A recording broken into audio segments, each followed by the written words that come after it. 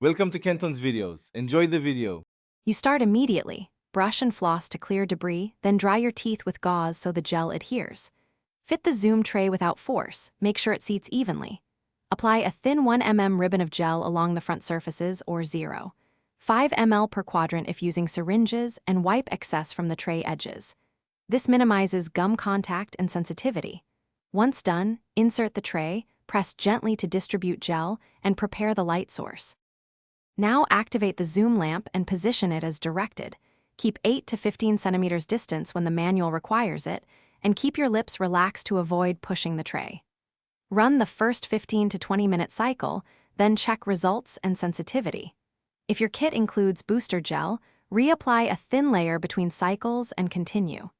Keep saliva away from the gel to avoid dilution. Make sure to breathe normally and speak only if necessary so the tray stays stable. When your final cycle ends, remove the tray and rinse your mouth thoroughly with water, then brush gently to clear any remaining gel. Clean the tray with cool water and return it to its case for the next session. Make sure you follow any 48 to 72-hour maintenance guidelines to protect enamel. If you experience sharp pain, excessive gum burning, or prolonged sensitivity, stop immediately, rinse with water, and contact your dentist. This is the key troubleshooting. Thanks for watching. Consider subscribing if we helped you.